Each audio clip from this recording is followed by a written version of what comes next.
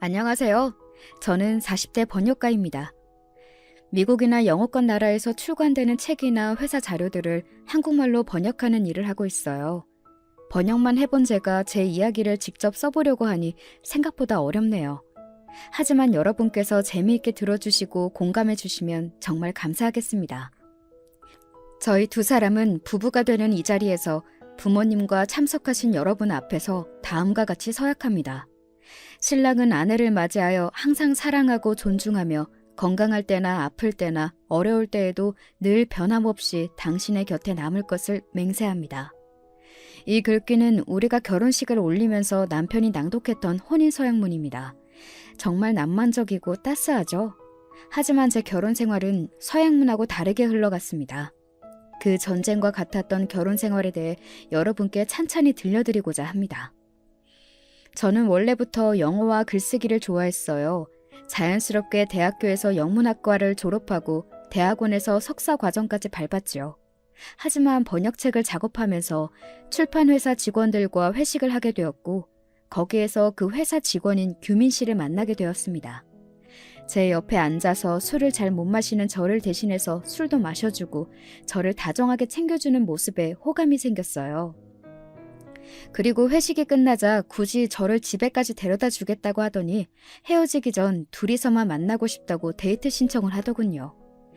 우리는 그 당시 화제작이었던 할리우드 영화를 보는 것으로 데이트를 시작했어요. 저는 번역가가 직업이다 보니 영화를 보면서 즐기지 못하고 번역을 신경 쓰면서 다소 일적으로 관람하고 있었는데 옆에 앉아있는 규민 씨는 박장대소를 하기도 하고 눈물을 흘리기도 하면서 영화를 보는 모습이 인상적이었습니다. 남자가 그렇게 감정 표현이 다양하기가 쉽지 않은데 그 모습이 오히려 귀엽게 보여서 제 마음은 더 규민 씨를 향했어요. 다정하고 저를 배려해주는 규민 씨는 다 좋은데 딱 하나 꺼려지는 행동이 있었습니다. 둘 다 성인이고 돈을 버는데 남자만 데이트 비용을 부담하는 것은 차별이라고 생각해. 너는 그런 속물적인 여자가 아니지? 그런 점에서 우리는 딱 반반씩 더치페이를 하자. 규민 씨의 생각에 동의는 하지만 너무 대놓고 더치페이를 강요하니까 조금 기분이 상했어요. 하지만 그건 오게티일 뿐이고 규민 씨는 제가 일이 바빠서 잘 보지 못할 때 관대하게 기다려주고 제가 아프거나 속상한 일이 있으면 제일 먼저 달려와줘서 이제 그 없이는 못 살 만큼 사랑하게 되었어요. 그리고 그것은 규민 씨도 마찬가지였어요. 우리는 어느덧 결혼을 약속한 사이가 되었고 양가 어르신들을 모시고 상견례를 갖게 되었습니다. 처음 예비 시모의 얼굴을 보고는 저는 깜짝 놀랐습니다. 박색이 그런 박색이 없었어요. 탤런트 전원주 씨도 우리 시모 얼굴에 비하면 아주 고운 얼굴이라니까요. 키는 초등학생 수준으로 작고 파마 머리에 눈썹 문신이야 워낙 우리 주변에 어머님들이 많이 하시는 거라 괜찮았어요. 하지만 얼굴이 크고 넙대대하고 눈이 작고 짝 찢어진 데다가 콧방울은 두툼한데 콧대는 거의 없다시피 해서 콧구멍만 훤히 보였어요. 그에 비해 입은 어찌나 크신지 말씀하시는 내내 그 입만 보게 되더라고요. 저도 모르게 예비 시모 옆에 계신 예비 시부와 예비 신랑 그의 여동생까지 보고 있노라니 휴 정말 다행이다 이런 생각이 들었습니다. 시부는 준수한 외모셨고 시누이와 예비 신랑은 시모보다는 오히려 시부를 닮은 것 같더라고요. 그래서 네 분의 가족에서 예비 시모만 아주 툭 튀어 보였습니다. 아니나 다를까 예비 시모는 말투도 고상한 쪽하고는 거리가 멀어 보이셨죠. 그래, 아가씨는 결혼하면 집에 눌러 살 건가? 아니면 지금처럼 계속 직장을 다닐 건가? 요즘 여자들이 교육도 잘 받고 했는데 설마 직장을 그만두는 것은 아니겠지? 기차통을 삶아 먹었는지 목소리가 크고 우렁차서 처음 그 말씀에 정신이 번뜩 들 지경이었어요. 어머님, 저희 친정 어머님도 옛날부터 맞벌이를 하셨답니다. 그리고 저 대학원까지 열심히 공부했는데 일을 그만둔다는 생각은 안 해봤어요. 계속 일할 거예요. 오, 그래? 그거 듣던 중 반가운 소리구만. 젊은 여자들이 요즘에는 직장도 안 다니고 애도 한 명 낳고 집에서 뭐 하려고 그러나 모르겠더라고. 난 그 꼴은 못 보겠던데 아가씨는 아주 사상이 바르구만. 네, 잘 봐주셔서 감사합니다. 그런데 어머님께서는 무슨 일을 하세요? 제 질문에 갑자기 예비 시모는 얼굴이 어둡고 당황하는 기색으로 막 얼버무리기 시작하는 겁니다. 그때 갑자기 예비 신랑이 끼어들어 시모 대신 대답을 해주었습니다. 우리 엄마는 죽사업 하셨어. 지금은 잠시 다른 사업 구상 중이라 집에 계신 거지만 금방 또 새로운 사업 하실 거죠, 엄마? 물론이지. 나야말로 결혼하고 일을 쉰 적이 없이 우리 남매들 키웠다고. 말이 나와서 말인데 내가 좋은 사업 아이템이 있는데 아가씨 모아놓은 돈이 있으면 나한테 투자 한번 해보겠어요? 점점 대화가 정상에서 벗어나니 우리 친정 부모님의 안색이 나빠지셨습니다. 지금 이런 대화를 할 때가 아닌 것 같습니다. 서로 아이들 결혼에 승낙하신다면 결혼 일자를 얘기해 보시면 어떻겠습니까? 예, 사돈 어르신 말씀이 맞습니다. 여보, 우리 애들 결혼 날짜를 잡아봅시다. 무한해진 예비 시모는 그제서야 입을 좀 다물고 분위기는 다시 조용해졌습니다. 서로 집안 간에 크게 기울고 참이 없이 비슷한 사정이다 보니 딱히 우리 결혼에 대해 반대하지 않으시고 결혼 날짜와 장소를 정하면서 상견례 자리는 잘 마무리되었습니다.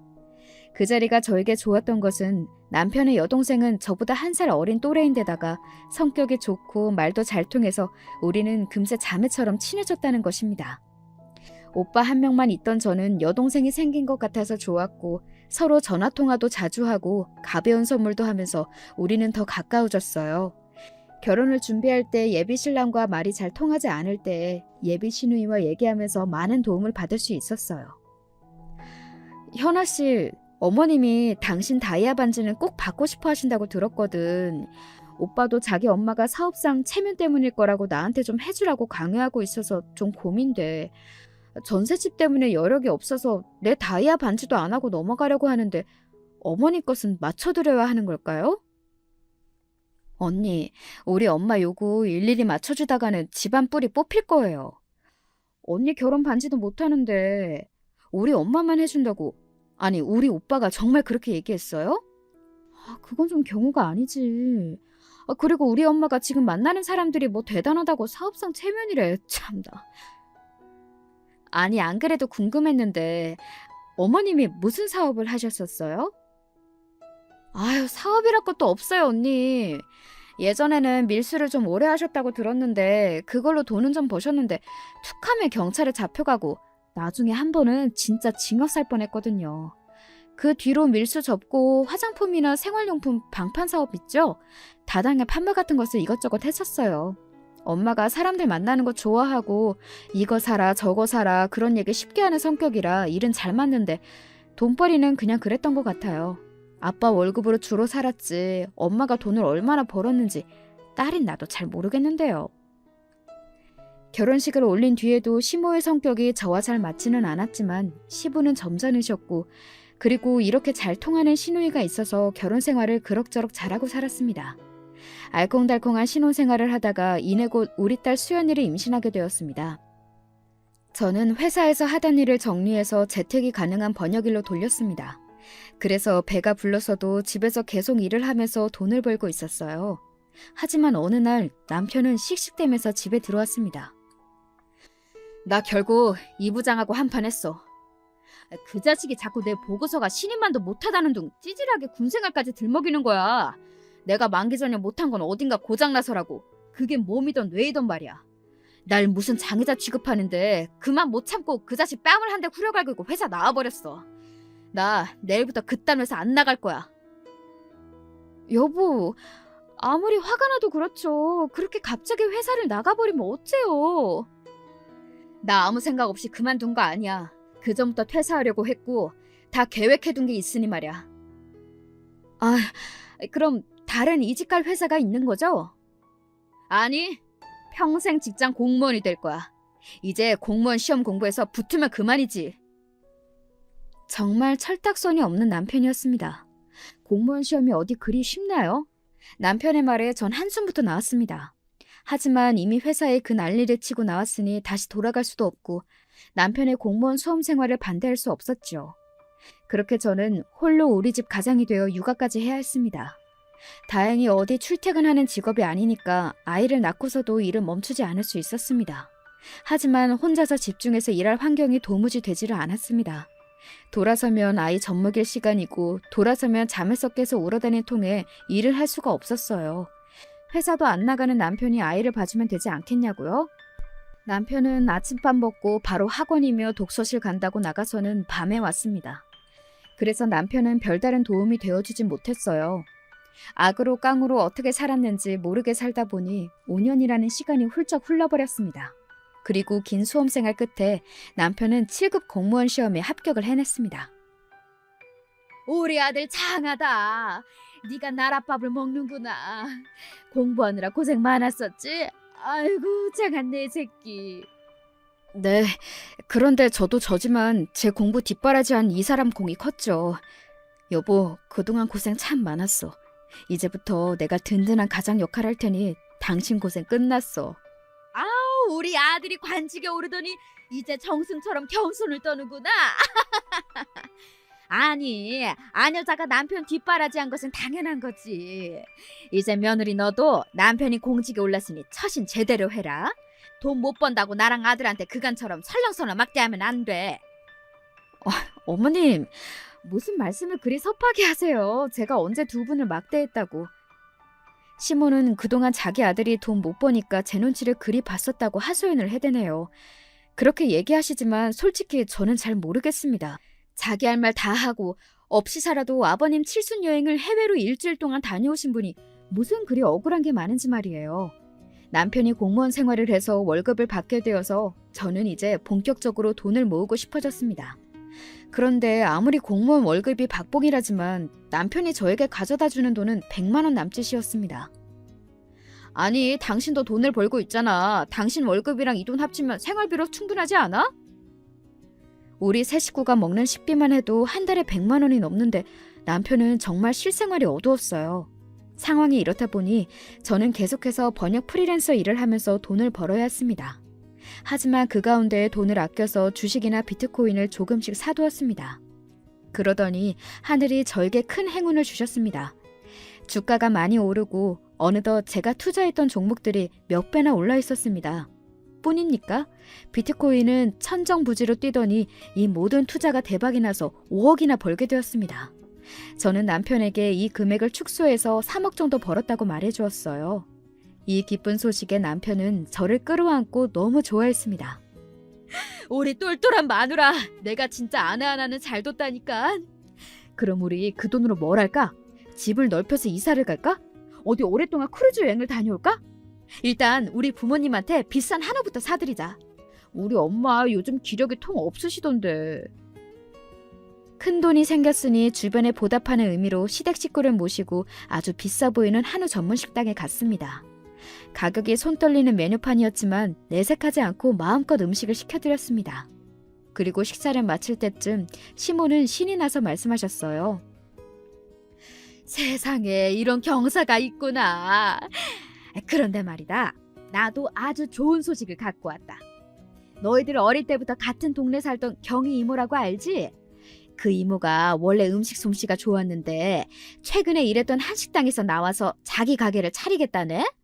그런데 얘가 나를 워낙 의지하니까 나한테 같이 동업하자고 하대. 오늘 여기 한우집 식당에 와보니 내가 딱 경이랑 소고기집을 차리면 되겠다 싶다. 뭐 다 갖춰졌는데 한 가지 부족한 게 자본금이었어. 헌데 우리 며느리가 3억이나 벌었다고 하니 이것은 바로 하늘의 뜻이다 이거야. 내가 사채 이자만큼 매달 주마. 3억 5천만 있으면 가게 차릴 수 있으니 좀 빌려주겠니? 엄마한테 그런 좋은 생각이 있으셨어요? 마침 우리도 이 돈 아직 뭐 했을지 생각 안 했으니 빌려드릴게요. 여보, 엄마가 이자까지 많이 주신다잖아. 더 생각할 게 뭐 있겠어? 저는 아무 말도 못하고 남편을 흘겨봤습니다. 그 거금을 부부끼리 상의도 안 하고 바로 이 자리에서 바로 드리겠다고 해버리면 참 곤란하니까요.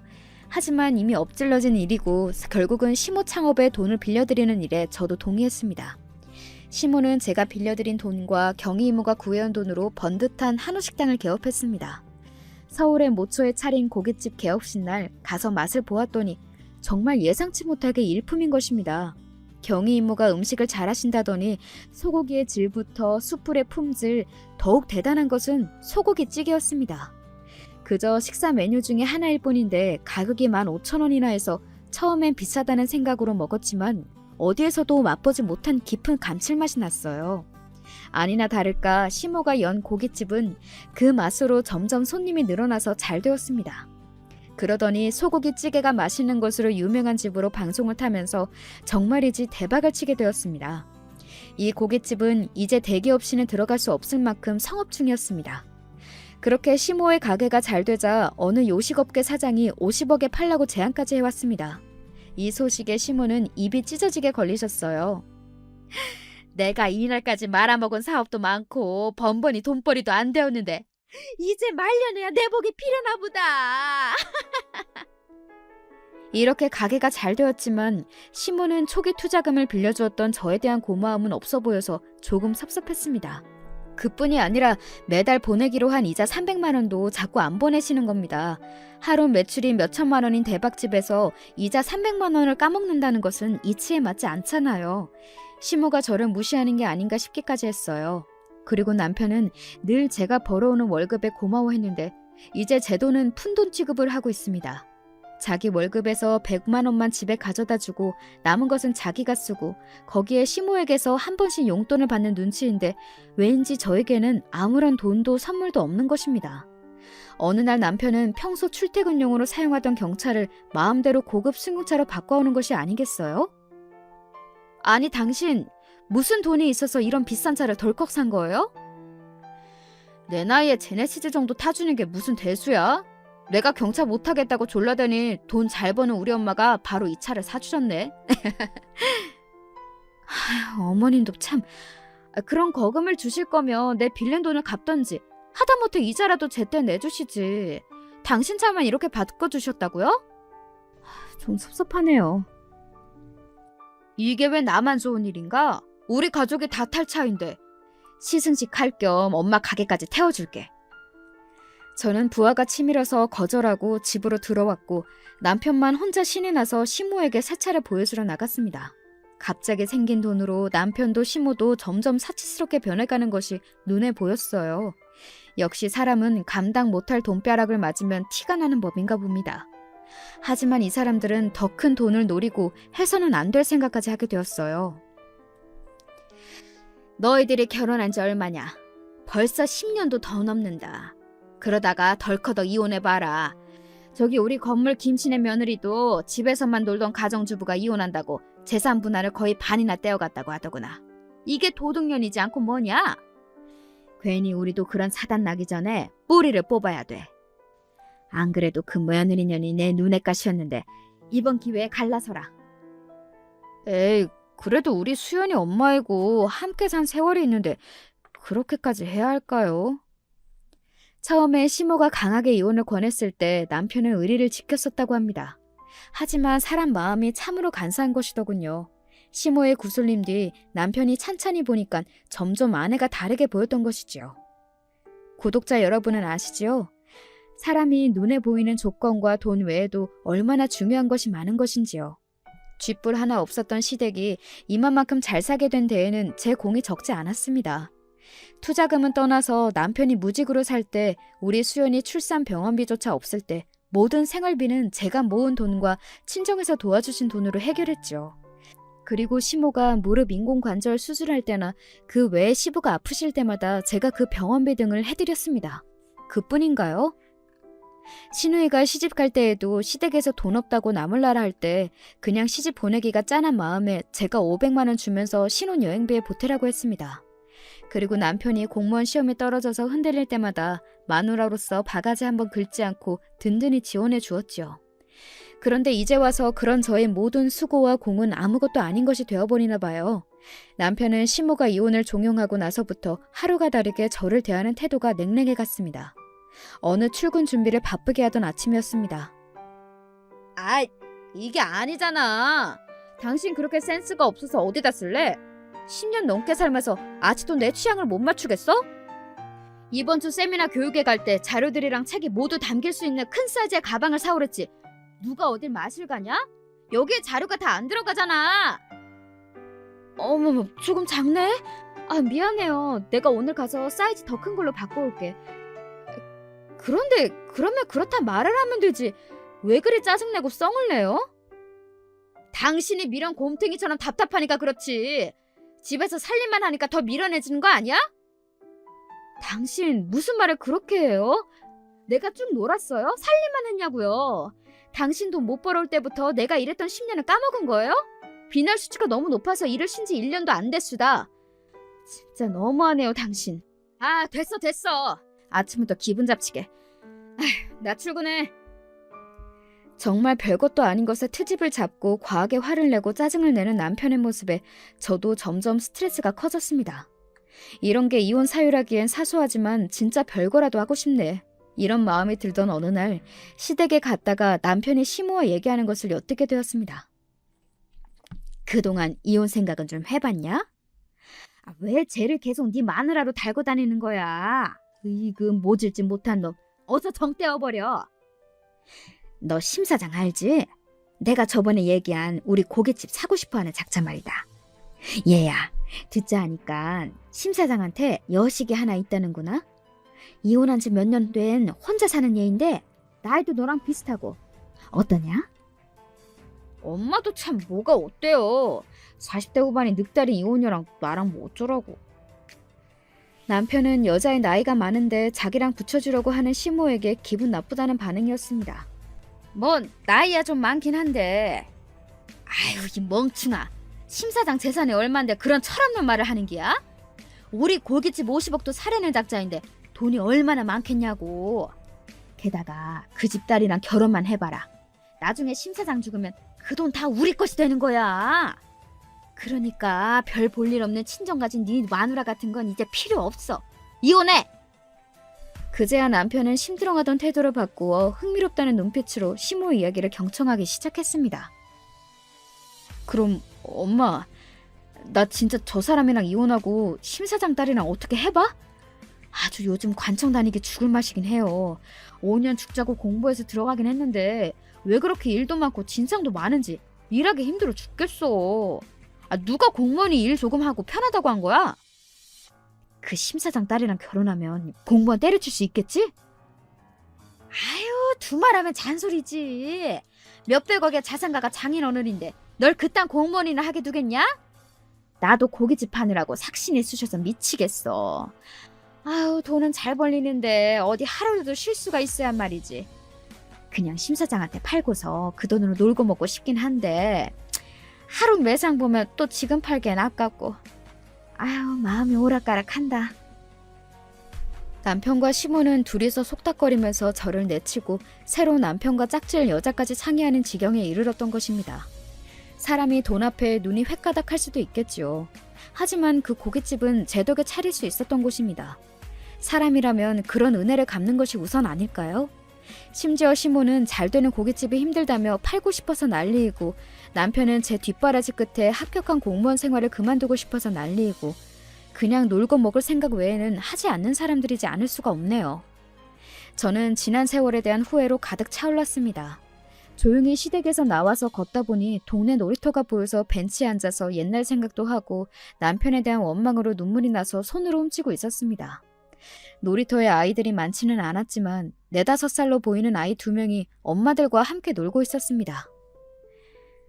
우리 수연이도 저런 나이가 있었지.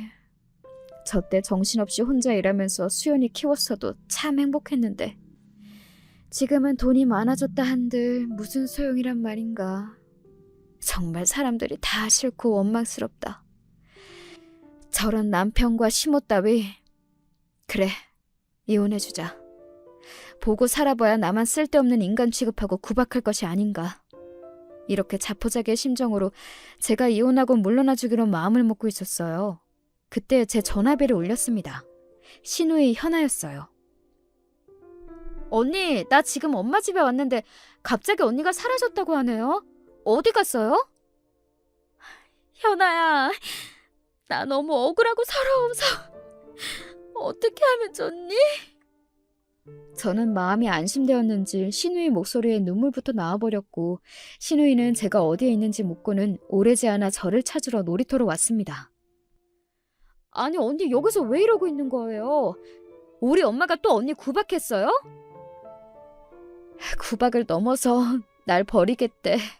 내쳐 버리겠다고. 오빠랑 어머님이 작당하고 있다고. 저는 신우이에게 제가 들었던 이야기를 들려주었습니다. 신우이는 놀라기는 했지만 제 예상만큼 놀라 보이지는 않았습니다. 언니, 가게가 바빠서 요즘 내가 주말에 일 도와주고 있었잖아요. 사실 엄마랑 오빠가 그런 얘기하는 걸 듣긴 했었어요. 그 심사장 데리고 와서 엄마가 알랑방구 끼는 것도 봤었죠. 하지만 내가 40년 넘게 살면서 우리 엄마란 사람이 어떤지, 우리 오빠도 그렇고 그런 사람이라는 거 왜 모르겠나요? 괜히 둘이서 헛물 삼키고 있는 거라고 넘겨버렸죠. 언니가 우리 집에 해준 게 얼만데요. 그동안 언니한테 받아온 거 잊어먹고 진짜 행동으로 옮기면 그게 내 오빠와 엄마여도 그냥 못 봐요, 나는. 내가 옆에서 그 사람들 말리고 그런 짓 못하게 해줄게요. 언니가 그렇게 이혼해주면 우리 수연이는 어쩌고요? 우리 착하고 여린 수연이가 엄마 아빠 이혼하는 걸 받아들일 수 있겠어요? 언니가 엄마로서 마음 단단하게 먹어요. 오빠가 뭐라든 엄마가 뭐라든 무시하고 언니 할 일만 하면 저러다가 말 거예요. 역시 신우이는 현명했습니다. 그 말을 들은 저는 단번에 설득이 되었습니다. 사실 지금 당장 심사장 딸이 이 집에 온 것도 아니고 저에게 이혼하자고 달려든 것도 아닌데 제가 잠시 마음이 약해졌던 걸 깨닫게 되었습니다.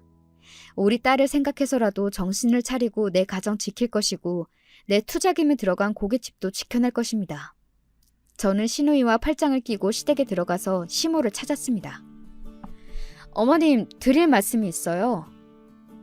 아니, 너는 갑자기 사라져서는... 그래, 뭐냐? 어머님 고깃집 차리실 때 제 돈 3억 5천만 원 말이에요. 그 이자 왜 자꾸 안 주시는 거예요? 지금 하루 매상이 얼마인데 그 돈을 떼어 먹으시는 건가요? 아니, 가족끼리 뭘 그리 매정하게 그러고 나서냐? 알았다, 주면 될 것 아니냐? 한두 달 주다가 밀리고 그러셨으니 믿음이 안 가서요. 제가 채권 도촉을 법적으로 하기 전에 그동안 밀린 이자 싹 갚아주시고요. 계속 이자가 연체되면 원금하고 한꺼번에 갚아주셔야 합니다. 제가 눈에 쌍심지를 켜고 분명하게 말씀드리니까 그제야 시모는 얼렁뚱땅 넘어가면 안 되겠던지 밀린 이자를 제 계좌로 보내주었습니다. 하지만 아직도 여전히 밀린 이자를 보내주지는 않고 차일피일 미루면서 쌓여 있었지요. 전 이제 남편도 시모도 정이 뚝 떨어져서 잘해주고 싶은 마음이 들지 않았습니다. 그리고 당신도 앞으로 공무원 월급 받은 거 고스란히 갖고 와요. 생활비를 자꾸 제대로 안 주는데 그러면 내가 당신 월급 차압 들어갈 거야. 뭐? 내 월급을? 아니 갑자기 왜? 싫어. 내가 계산기 가져와서 다 따져볼까요? 결혼해서 그동안 내가 번 돈 다 합쳐도 당신이 지금부터 은퇴 때까지 벌 돈은 돼야 할걸? 우리 수연이 학원도 늘릴 거고 나도 번역 사업하느라 생활비 못 내니까 앞으로는 당신 월급으로 우리 생활해야 해. 아니 제가 뭘 잘못 먹었나? 갑자기 왜 저렇게 눈에 쌍심지를 켜고 돈돈거리는 거야? 왜요? 어머님이 돈돈거리는 건 사업이고 제가 그러는 건 미친 건가요? 평소 같으면 그쯤하고 조용할 저는 끝까지 시모의 말 한마디에 따박따박 말대꾸를 하니까 시모는 기가 막히다는 듯이 혀를 차면서 남편을 데리고 방으로 들어갔습니다. 네, 그 둘이 무슨 얘기를 할지 눈에 안 봐도 뻔합니다. 그때 가서 이혼을 하던 안 하던 간에 이제 저도 그저 참고 넘어가지만은 않을 거니까요. 제가 할 말을 속 시원히 다 하니까 옆에 있던 시누이도 몰래 엄지를 척 들면서 저를 응원해 주었습니다. 그간 건강이 약해져서 일을 쉬고 있었던 저는 정신이 번쩍 들어서 다시 돈을 벌여야겠다고 생각했습니다. 투자하고 주식에 신경 쓰는 것이 저와 맞지는 않았지만 은행에 적금을 하는 것처럼 시모가 보내주는 이자 300만 원을 생활비로 쓰지 않고 모두 주식과 가상화폐에 투자했습니다. 그리고 남의 일을 받아서 하는 프리랜서가 아니라 제가 직접 사업을 차려서 번역에 관련한 일을 따오기로 했습니다. 우리 딸이 중학생이라 제가 집에서 육아에 전념할 필요도 없었으니 적극적으로 번역 사업을 하기에 여건도 충분했지요. 무엇보다 남편과 시모 때문에 무너진 제 자존심을 회복하기 위해서 저는 일이 필요했습니다. 번역 일을 잘하고 싶었고 또 그것으로 큰 돈도 벌어보고 싶었습니다. 그래서 주변에 함께 일을 했던 사람들에게 연락을 해서 함께 사업을 하거나 투자를 할 사람이 있는지 알아보기 시작했습니다. 그렇게 바쁘게 지내던 어느 날이었습니다. 신우이로부터 급하다며 고깃집으로 오라는 연락을 받고 저는 부랴부랴 달려나갔지요. 고깃집에 들어선 순간 저는 제 두 눈을 의심했습니다. 아니 이게 어찌된 일이란 말이죠? 고깃집에서는 시모와 남편이 한 노년의 남성이 휘두르는 주먹을 피하고 있었고 가게 직원들은 그 남성을 말리기 바빴습니다. 그리고 그 남성 뒤로 어떤 중년의 여자가 흐느끼고 울고 있었어요. 이 새끼야, 너 내 딸이 이혼녀라고 아주 쉽게 봤냐? 너희들이 진짜 좋아 죽는다고 한데도 내가 뜯어 말릴 판이야. 어디 공무원 나부랭이가 내 딸을 어떻게 해보려고. 너 오늘 내 손에 죽어라. 아이 오해세요 심 사장님. 우리는 서로 호감으로 연애하다가 그런 거지 제가 따님한테 추행한 게 아니라니까요. 아니에요 아빠, 나는 규민 씨 별로 그랬는데 자꾸 양수리 가서 맛있는 거 먹자고 졸라서 가볍게 다녀오던 것 뿐이라고요. 차에서 나한테 억지로 키스를 하려고 했다니까요. 마치 시장통 싸움처럼 어수선한 가운데 상황 파악이 안 된 제가 들어오니까 신우이가 제 옆으로 와서 말했습니다. 언니, 아무래도 오빠가 심 사장 딸한테 실수를 했나 봐. 심 사장이 노발대발해서는 가게로 쳐들어와서 오빠한테 주먹질에 발길질하고 엄마한테 수저통 던지고 난리도 아니야. 심 사장님 잠시 고정하시고 우리 지성인답게 대화를 풉시다. 네? 애들끼리 만나다가 사랑 싸움 같은데. 입 닥쳐 이 여편이야. 내가 니네 고깃집 사는 게 관심이 있다고 했지. 어디 우리 딸을 니네 아들한테 넘겨준다던? 그리고 이깟 고깃집 사는 것도 무효야 무효. 어디 그것뿐이야? 이 집 망하게 할 거야. 두고 봐, 내가 망하게 할 거라니까. 심 사장은 화가 머리끝까지 나서 남편과 시모에게 악담을 퍼부었고 이내 자기 딸을 데리고 가게에서 나갔습니다. 나도 우리 고깃집 안 팔아 영감탱이야. 어디 하자 있는 딸년 가지고 남의 귀한 아들 폭행을 해? 내가 경찰서에 가서 당장 저 영감탱이 고소할 테니. 우리 아들 괜찮니? 어디 다쳤어? 큰일 날 뻔했네. 무슨 70 먹은 노인네가 저렇게 힘있어요?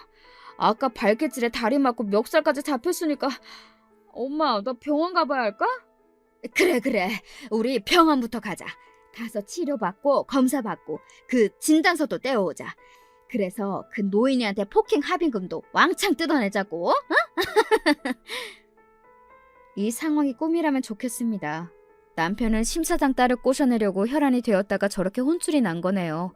저런 버러지 같은 남자가 내 남편이라니, 내 딸의 아비라니. 전 믿을 수가 없었습니다.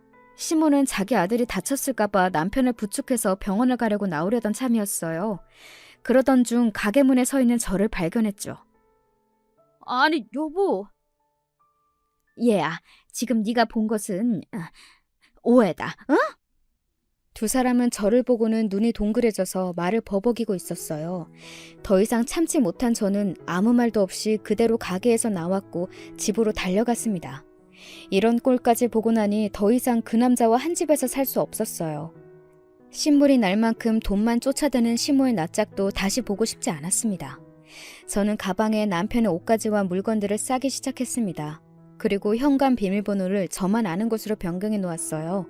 잠시 뒤 학교에서 돌아오는 딸과 시누이가 함께 집에 와서 문을 열어주었습니다.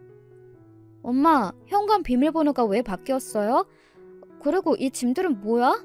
어디 여행 가세요? 수연아, 너 아빠를 얼마만큼 사랑하니? 엄마, 갑자기 무섭게 왜 그래? 그냥 가족이잖아. 사랑하고 애틋한 건 아니어도.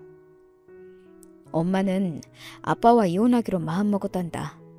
그치만 수연이는 여전히 아빠의 딸이고 엄마의 딸이야. 네가 너무 충격받지 않았으면 좋겠어. 엄마는 아빠를 집에서 내쫓을 거야. 엄마 아빠가 헤어지고 나면 수연이는 누구와 살 거야? 우리 딸은 갑작스러운 이야기에 놀라서 가만 서 있었습니다. 언니가 받은 충격은 내 이해하지만 수연이에게 바로 그렇게 물어보면 얘가 당황하고 말잖아요. 수연아, 고모가 다 설명해줄게. 이리 들어와. 딸이 시누이와 방으로 들어가는 모습을 보자마자 저는 안방으로 들어와서 소리 죽여 울기 시작했습니다. 딸에게 너무 미안했지만 저는 이혼을 멈출 수가 없었으니까요. 시간이 얼마나 지났을까? 딸은 안방 방문을 열고 들어와서 저를 살포시 안아주었습니다. 엄마, 참 힘들었겠다. 나는 두 분이 이혼하셔도 견딜 수 있으니까 제 걱정 말고 엄마가 하려는 대로 하세요. 그리고 난 사실 아빠보다 엄마랑 살고 싶어. 그리고 딸은 학원에 간다며 집을 나갔습니다. 우리 딸에게 너무 미안하고 고마워서 우는 것을 멈출 수가 없었어요. 신우이는 그런 저의 등을 토닥여주고 휴지를 뽑아주면서 옆에 있어 주었습니다. 그리고 나지막히 저에게 얘기해 주었어요. 언니, 나도 더 이상 이혼 말리지 못해요. 이런 꼴까지 보고 들었는데 어떻게 같이 살겠어? 나도 결혼해서 애 키우고 사는 여자로서 언니가 너무 가여운걸. 미안해요. 우리 오빠랑 엄마가 한 짓 정말 내가 미안해요. 신우이는 진심으로 저에게 미안해하면서 같이 울어주었습니다. 밤이 돼서 남편은 집에 들어오려고 했지만 그는 현관문을 열 수 없어서 벨도 눌러보고 저에게 전화도 했습니다. 이제 당신과 내 인연은 끝이야. 현관 밖에 있는 트렁크 짐 들고 당신만 나가주면 좋겠어. 어차피 이 집도 거의 내가 번 돈으로 장만한 거니까 불만은 없을 거야. 아, 여보 오해야. 어떻게 된 일인지 사람 말은 좀 들어주고 해야지. 이렇게 매정하게 이러는 법이 어딨어? 나 병원에서 진단까지 받았다고. 많이 다치고 아파. 집에서 쉬어야 한단 말이야. 문 좀 열어줘. 응? 네가 개수작 버리다가 당한 일이니까 당해도 싸. 다시는 이 집에 발들일 생각도 말고 당신 엄마한테 가서 전해.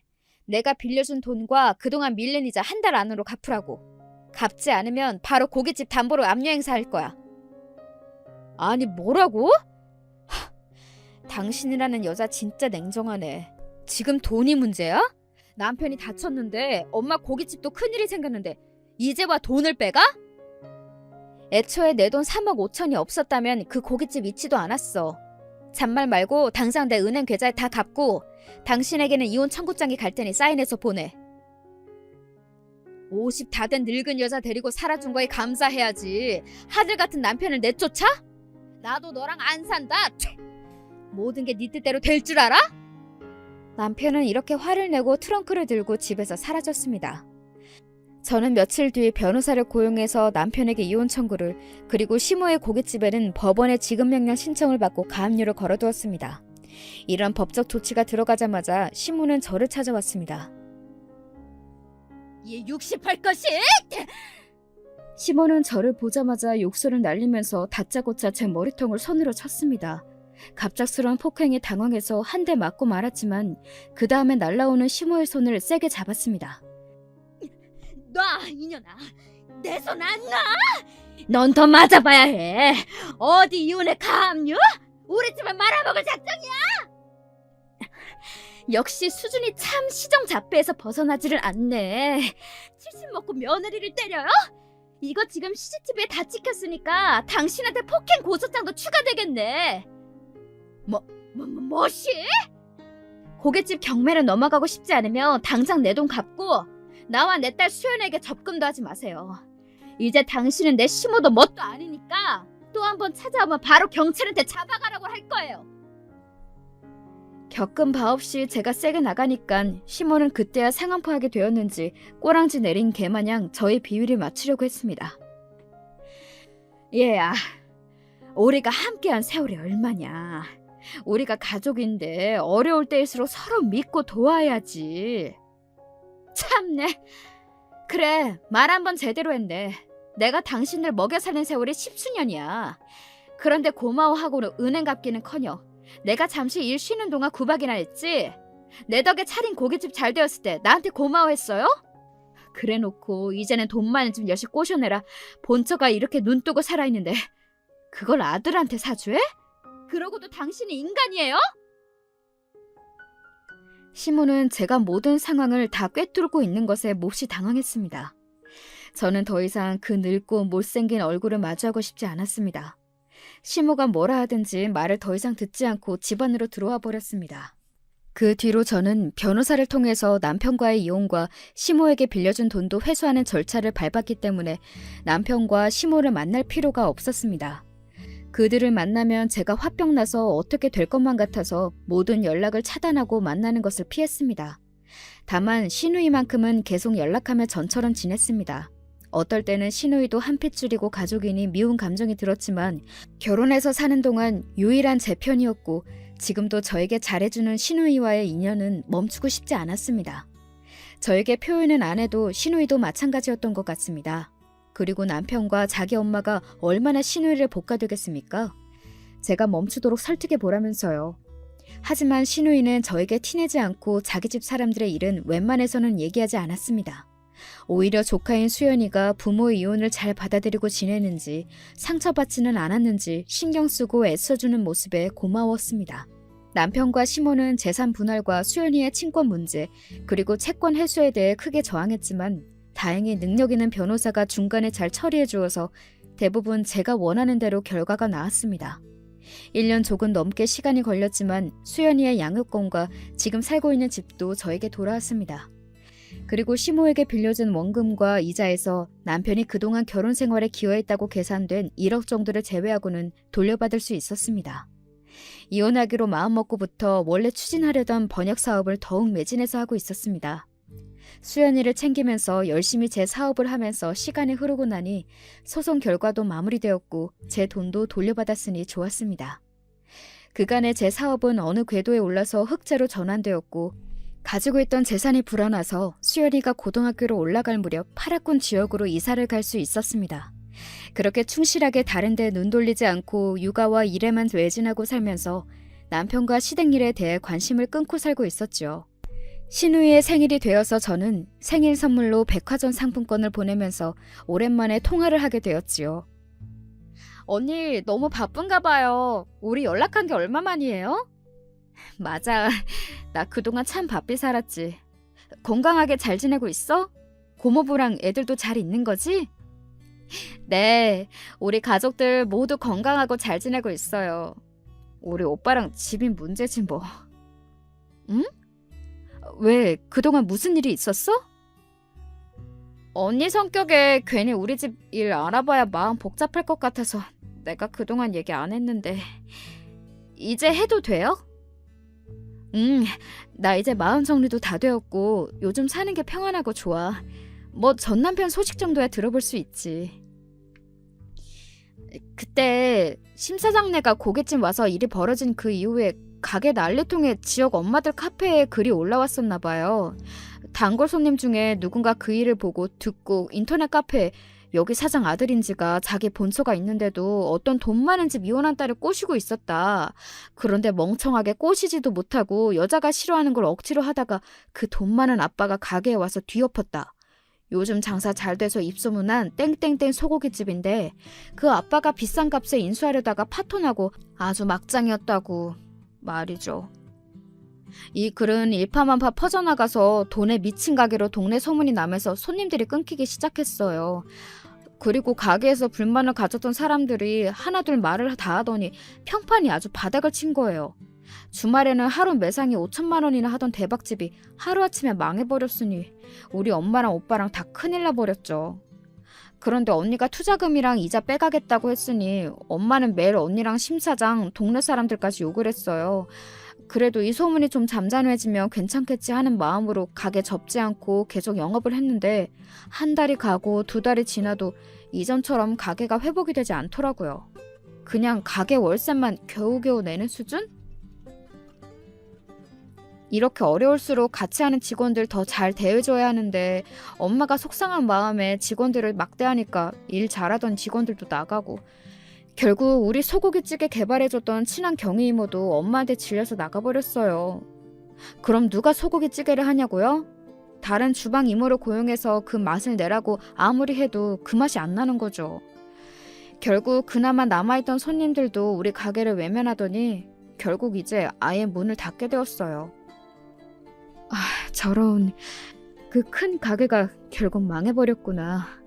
어머님 아버님 상심이 크시겠네. 아이고, 망했다 뿐이에요. 그 과정에서 매일같이 집에서 다투고 특히 엄마랑 오빠 사이가 완전히 틀어졌어요. 오빠는 자기가 하루아침에 이혼남이 된 것은 다 엄마 때문이라고 원망이 아주 커요. 이제야 오빠도 엄마한테 휘둘리지 않고 살겠다면서 집에서 나가 원룸 같은 데를 얻은 모양이에요. 그리고 그렇게 공무원 생활 그만두고 싶다고 노래 부르더니 요즘은 쏙 들어가 버렸어요. 정년까지 버텨봐야지 별 수 있겠어요. 사실 오빠한테 이제 볼 게 뭐가 있어요. 나이 50이 돼서 집이나 재산이 있나 아내와 딸도 없이 혼자 살고 있으니 얼마 전에 연락해서는 저한테 그러더라고요. 좋은 아내 만나서 잘 살던 나를 엄마가 불행의 구렁텅이로 밀어버렸다고요. 앞으로 저 엄마와 연 끊고 살겠다고. 그리고 저한테 새언니는 어떻게 잘 지내고 있느냐고 물어보던데요. 그래서 제가 말해줬죠. 언니는 우리 집안이랑 연 끊고 뭐 아주 잘 살고 있지. 번역 사업을 차려서 잘 나가고 돈도 많이 번 모양이야. 속 썩이는 사람 없이 예쁜 딸이랑 둘이서만 살고 강남에 이사까지 갔다고. 오빠는 잘 됐다고 말은 하지만 아주 씁쓸하고 외로워 보였어요.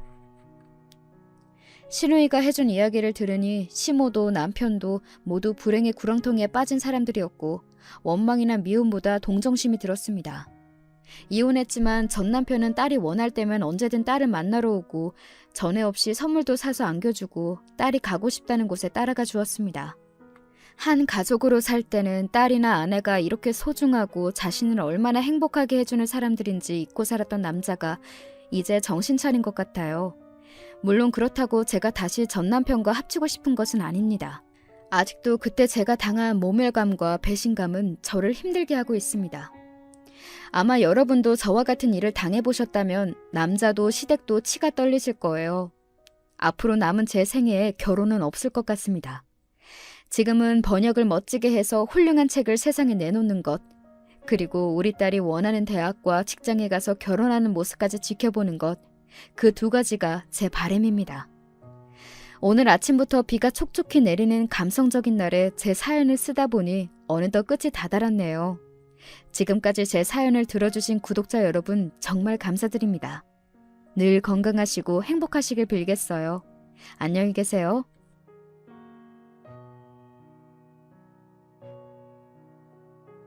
안녕하세요. 저는 젊을 적에 라디오 듣는 것을 무척이나 좋아했다가 나이가 든 지금은 사연에 빠지다 채널을 즐겨 듣고 있는 애청자예요.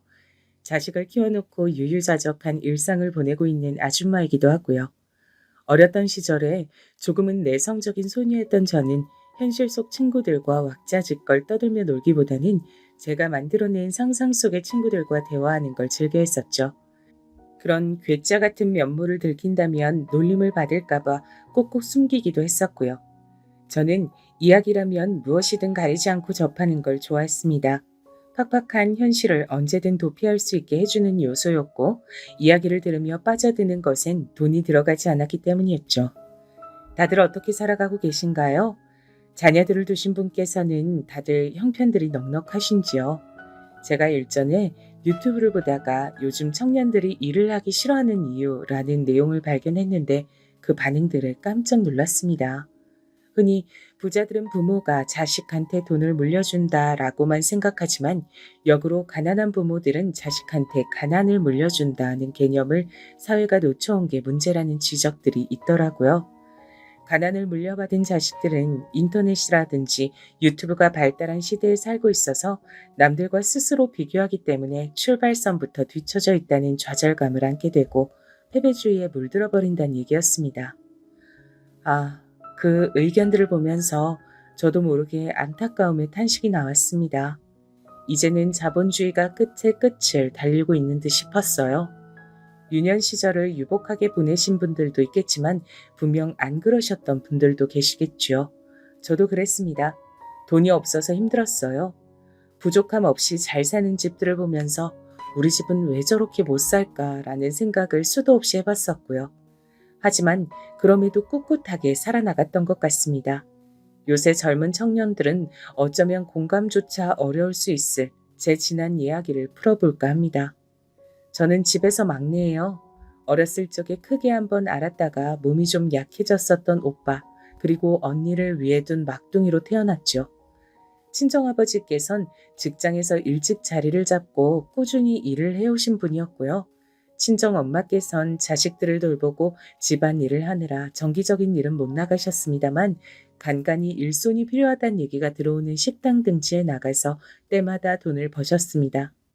어렸을 적 저는 잘 몰랐으나 오빠와 언니가 나중에 해준 얘기를 들어보면 친정 부모님께선 살림을 알뜰살뜰하게 잘 꾸리시는 분들이었으며 장래 계획을 많이 해두기도 하셨다고 해요.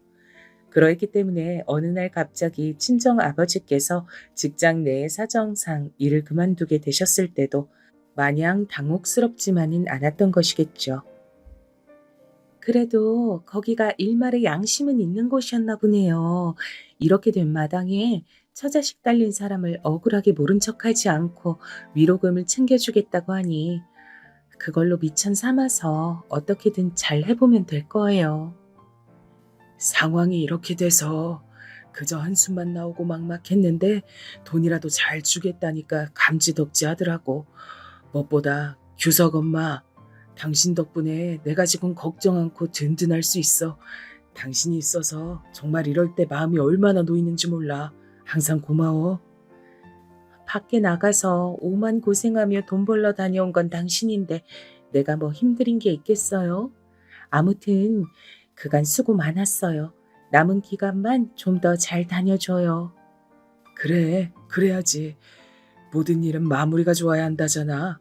비록 나가게 됐지만 마지막까지 내 자리에서 최선을 다할 거야. 내 자식들한테도 그래야 떳떳하고 멋진 아버지라고. 내가 할 말이 있지.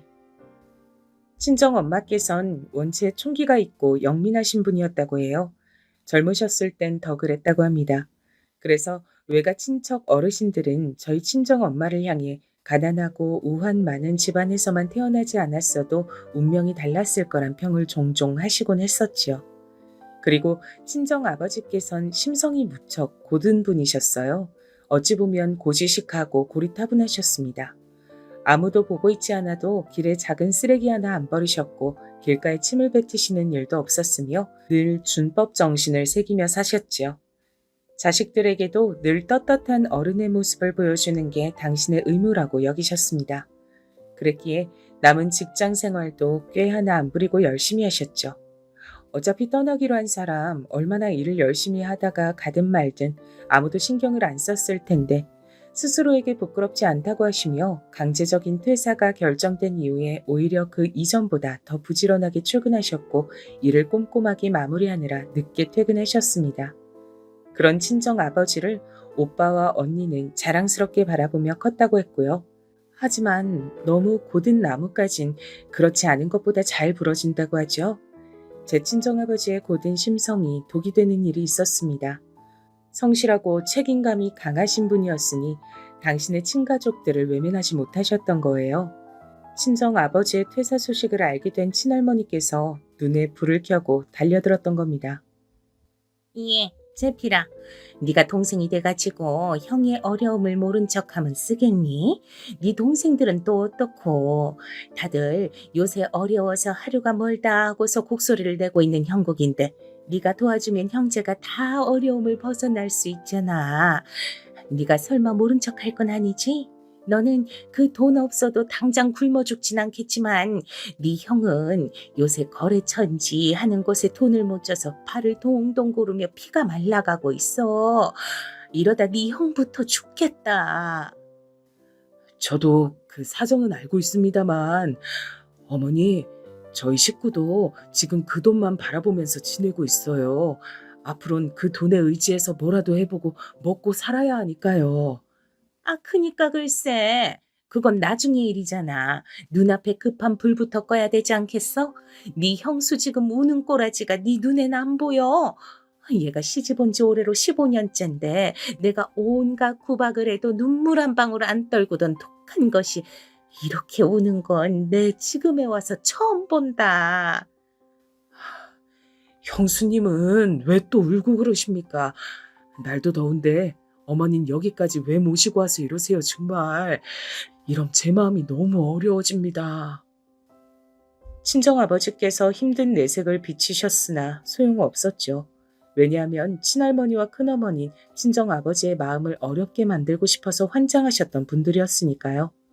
그거야말로 두 분이 바라시던 바였습니다. 두 분은 친정아버지의 직장에 매일같이 찾아가서 하소연과 눈물을 토해내셨어요. 누가 뭐라고 하든 상황이 어떻게 되든 성실하게 직장 생활을 마무리 지으시던 친정 아버지셨는데 자꾸만 그런 공경에 처하게 되니 보통 심란해지신 게 아니었죠. 다른 사람들의 눈에 비친 모습은 자기 모친과 형수가 찾아와 눈물로 호소를 해대는데 그걸 들어주지 않는 사람일 테였으니 친정 아버지께서 가장 견디기 힘들어하는 오해였습니다. 당시 큰아버지께서 처하신 급한 상황에 불만 끄고 나면 돈을 갚는 것으로 이렇게 가닥이 잡히고 말았죠. 심지어 친정 아버지께선 그때 반절만 우선 갚으시고 나머지는 천천히 갚으셔도 된다는 놀라운 호의도 건네셨다고 합니다. 문제가 있다면 이걸 친정엄마와 상의하는 걸 친정아버지께서 완전히 잊으셨었다는 것이죠. 친정엄마께선 절대 그만큼 호락호락하진 않으셨기에 만약 상황을 공유받으셨다면 그렇게 행동하시진 않았을 거예요. 그걸 아시니까 친할머니께서 네 처에겐 알리지 말라 자꾸 그러셨던 걸 테고요. 하지만 친정아버지께서 아무리 그래도 이런 방법 없이 독단적으로 그렇게 행동하셨단 건 납득하기 어려운 일이긴 합니다. 이래서 사기를 당할 때 사람이 뭔가에 홀린 듯하다고 하는 건가 봐요. 뭐라고요? 지금 뭐라 그랬어요? 그 돈을 당신 집에다가 홀라당 다 갖다 바쳤다고? 어떻게 그럴 수가 있는데 그놈의 장남이 뭔지 장남을 떠받들고 사시는 노인네한테 당신은 여태까지 수도 없이 당해놓고 또 당했단 거예요? 미안해. 정말로 미안해. 하지만 내가 어머니도 그렇고 형수님이 자꾸만 울면서 찾아오시니까 압박감이 말도 못했어. 너무 괴로웠어. 안 갚겠다고 하는 것도 아닌데 차라리 그 돈을 빨리 줘버리기로 하면 낫지 않을까 싶어. 그렇게 됐던 거야. 당신한테 미리 말을 못한 건 정말 미안하게 생각하고 있어. 미안하단 말은 필요 없어요. 소용도 없는 사과를 받아서 뭐 하겠어요? 내가 이렇게 어처구니 없이 눈 뜨고 코 베이는 상황을 겪어야 하다니. 아니 잠깐, 이럴 때가 아니지. 당장 찾아가서 그 돈 달라고 해야지. 지금 찾아가려고? 규석 엄마, 급한 상황들만 해결되면 차차 갚겠다고 했으니까 갚겠지. 신의를 꼬박 지키고 사는 게 자기 식구들 중에서 본인만 그렇다는 걸 왜 아직까지 몰라요? 대체 왜? 친정엄마께선 벌어진 상황을 알고 당장이 친할머니께 찾아가셨다고 합니다.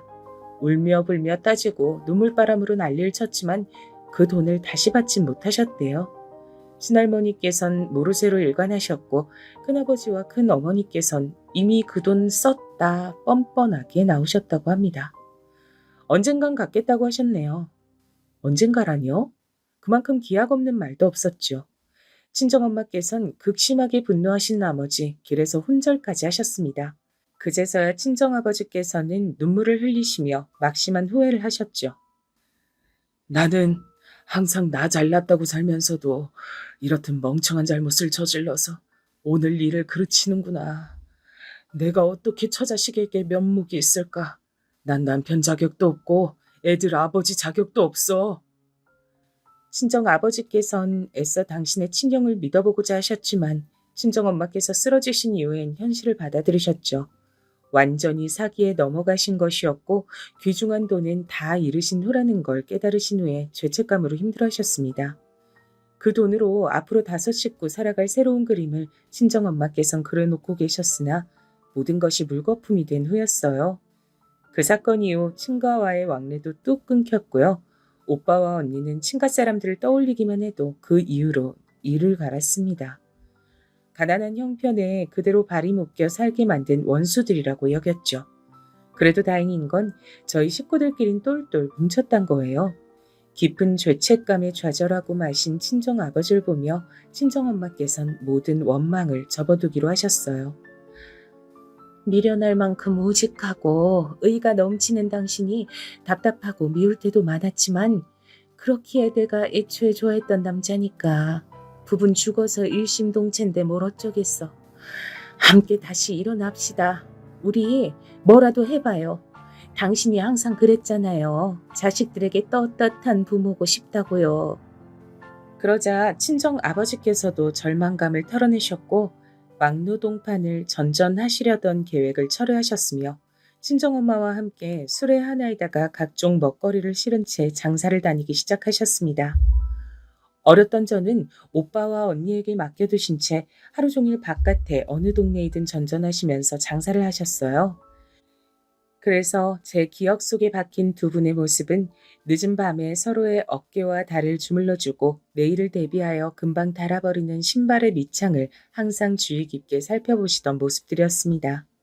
그렇게 고단하신 와중에도 친정아버지께선 어디선가 얻어오신 각종 신문들을 꼭 보셨던 것으로 기억해요. 세상이 돌아가는 걸 놓치지 않으셨죠.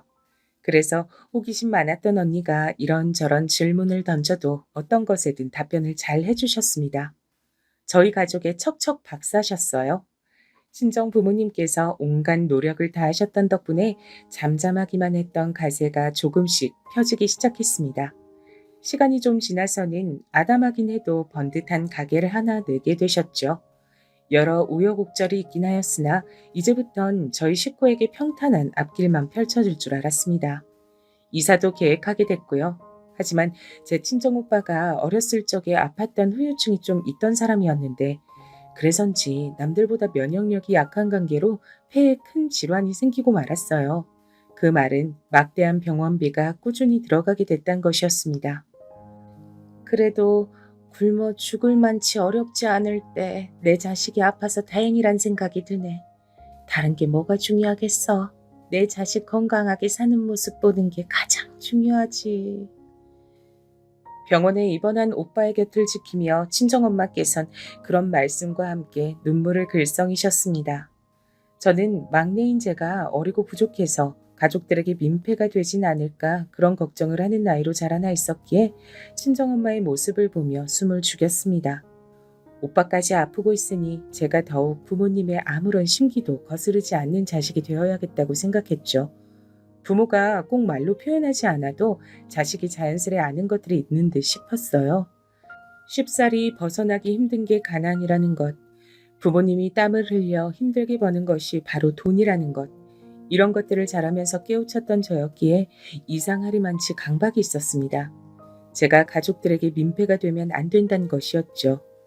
어쩌면 오빠와 언니가 절 돌보면서 항상 당부하듯 던졌던 말이 네가 말썽 피우면 부모님이 힘들어진다. 그러면 우리 가족이 다 힘들어지는 거다. 라는 내용이었기 때문인지 모르겠습니다.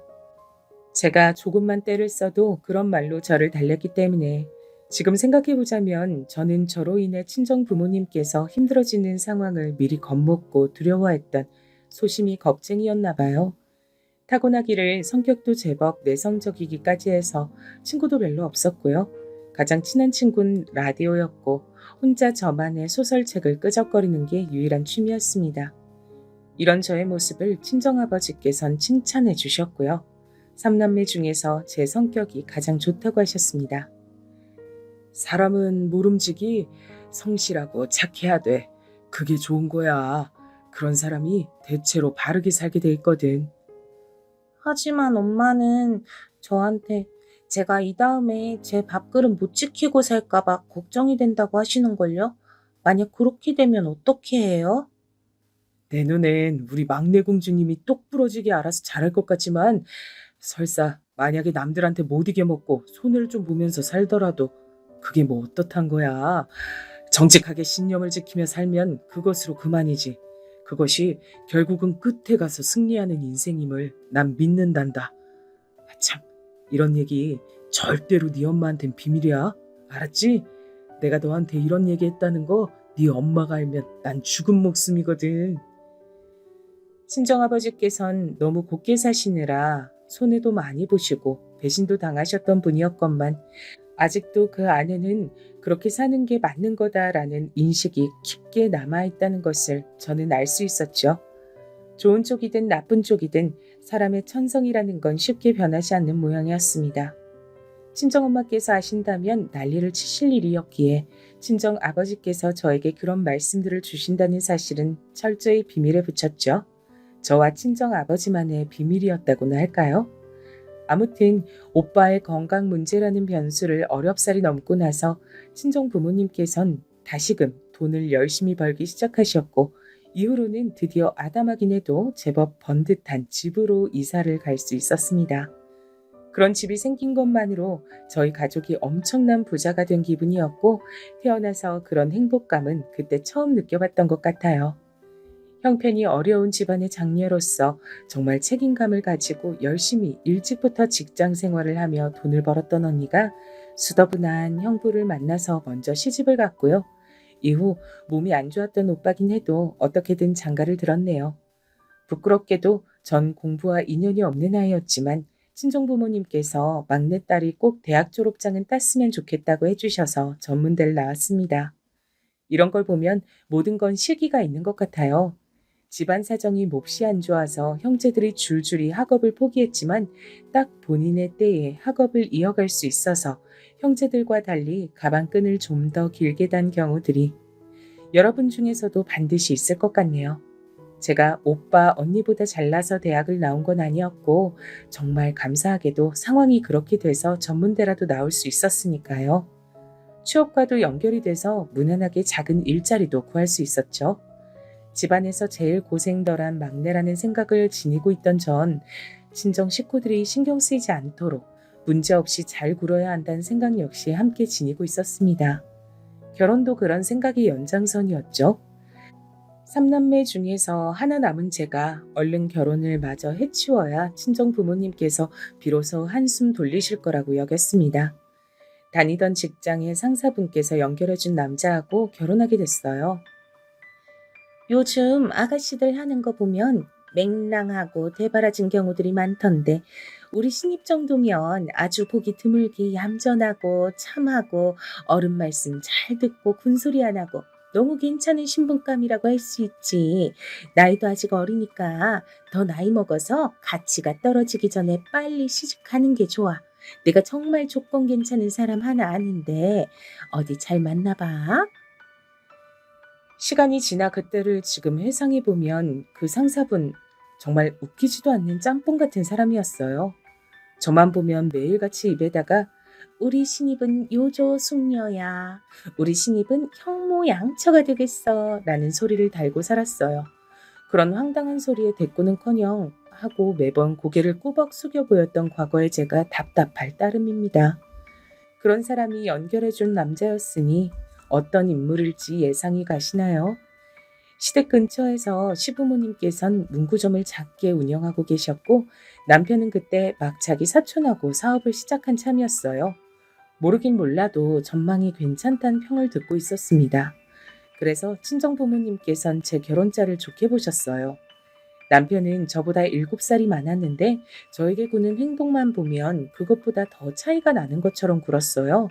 처음엔 남자답다, 강단이 있구나 이렇게 생각했던 면모들이 시간이 지날수록 아주 고압적인 것처럼 보이기 시작했죠.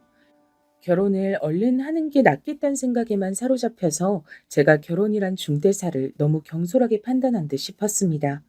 제가 다니던 직장은 결혼한 지 딱 반년 만에 갑자기 망해서 없어졌고요.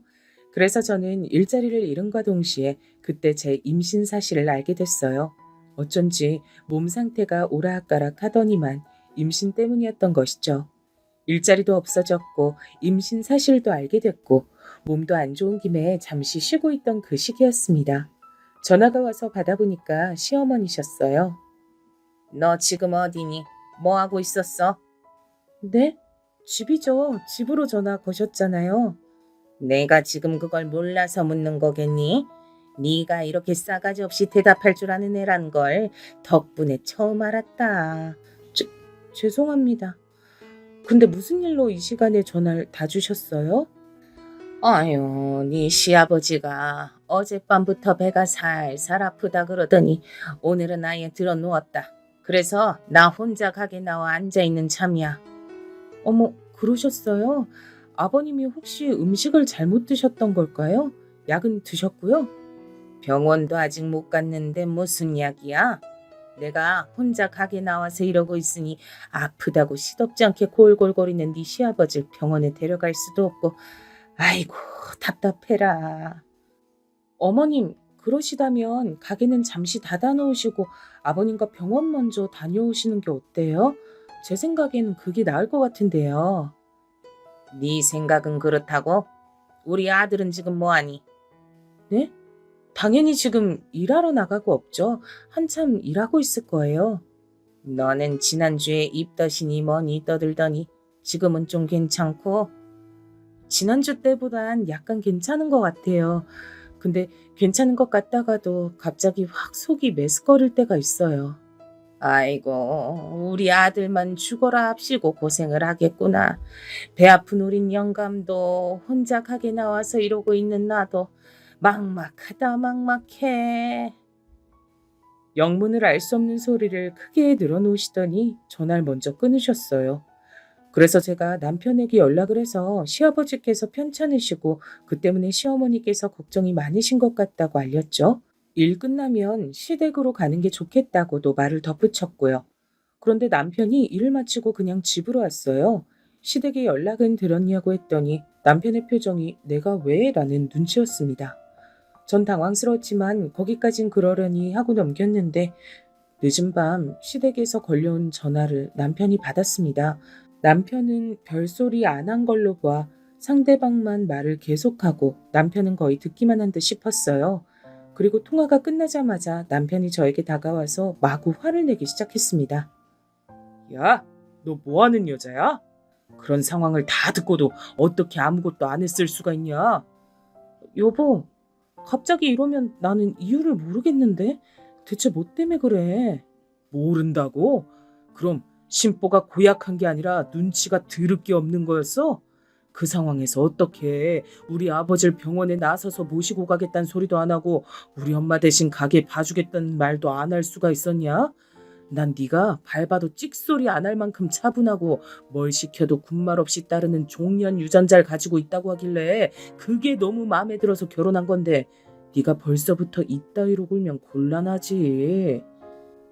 남편은 화가 나서 미치겠는지 목까지 빨개진 채로 씩씩거리며 말했습니다. 저는 너무 큰 충격을 받았고 몸이 막 저절로 떨려왔어요. 이런 일로 크게 화를 내는 남편의 다혈질적인 면모가 무서웠고 이런 상황을 얼른 피하고 싶다는 생각만 들어서 무조건 미안하다고 사과를 했습니다. 남편은 저를 향해 실망이다 라는 말을 했고 저는 제가 정말 잘못을 한 것 같다는 생각이 들었어요. 원하시는 바를 직접적으로 말씀은 안 하시고 제가 알아서 해주시길 바라셨던 시어머니의 태도를 원망할 정신도 없었던 듯 싶어요. 어찌 보면 정말 별것도 아닌 이 사건 이후로 제가 많이 꼬인 상태에 처하게 됐습니다. 임신한 몸을 이끌고 시댁에 자주 드나들어야 했거든요. 시부모님께선 뱃속의 손주가 할아버지 할머니 집에 놀러 오는 걸 무척이나 좋아할 거라고 그런 말씀을 자꾸만 하셨어요. 저는 그 당시 성격상 장사와는 체질이 맞지 않았는데도 저를 문구점에 달랑 앉혀놓으신 채 외출들을 하시기도 했습니다. 참고로 신혼집하고 시댁이 썩 가깝지도 않았어요. 그런데도 제가 이렇게 왕복을 했어야 했던 거예요. 황당했던 건 이미 시집을 간 시누이가 자기 애 데리고 시댁에 방문을 하면 시누는 편하게 놀고 먹기만 하면 되는데 저는 임신한 몸을 이끌고 온갖 그 수발을 다 들며 심지어는 시조카까지 상대해줘야 했다는 사실입니다. 시댁에 가서 전 좋은 일이 없었고 몸도 슬슬 무겁기도 해서 별로 안 가고 싶다고 남편에게 그랬었죠. 이걸 말하는 것도 당시에 저에겐 나름의 용기가 필요했다는 게 지금에 와서는 우습고도 어이가 없네요. 하지만 남편은 자기 사업장에 와서 일을 돕거나 시댁에 가서 시댁 식구들 뒤치다꺼리를 하거나 양자택일을 하라고 했습니다. 임신했단 핑계로 집안에만 틀어박혀 있는 건 좋지 않다고 하더군요. 그래서 제가 차라리 그러면 일을 구하겠다고 했어요. 그랬더니 그건 또 안 된다네요. 저에겐 마땅한 선택지가 없었죠. 남편이 저에게 다정다감하다든가 좋은 남자였다면 제가 이래저래 피곤한 상황이라도 참을 맛이 있었을 텐데 그렇지도 않았습니다. 어느 날 자정이 다 되어가는 시간이었는데 남편이 고주망태가 되어서 귀가를 했어요. 친구들과 만나서 같이 한잔 하겠다고 했던 날인데 남편이 만취를 서 그런지 친구 2명이 양쪽에서 남편을 부축한 채로 같이 왔습니다. 그 두 사람도 당연히 얼큰하게 취해 있었는데 그때 저를 향해서 한 말이 있었어요. 아, 인간적으로 너무 불쌍하다. 결혼을 해도 어떻게 이런 놈하고 결혼을 하셨을까? 술 좋아하지, 담배 좋아하지, 여자는 더 좋아하지. 내 친구지만 이놈은 진짜 나쁜 쪽으로 난 놈인데 세상에 이런 놈도 결혼을 다 해서 마누라였고 그 마누라를 임신시켰다는 게 나는 기가 막히다고 봅니다. 세상이 대체 어떻게 돌아가는 거야? 낄낄거리더니 저에게 꾸벅 인사들을 하고 흥겹게 콧노래를 부르며 돌아섰어요. 당시 신혼집은 복도식 아파트였습니다. 이웃들이 서로 누구가 사는지 거의 다 알던 때였고요. 조용한 밤에 그렇게 시끄러운 소리가 울렸으니 이웃들도 들었겠죠. 제 얼굴이 뜨거워지는 게 느껴졌어요.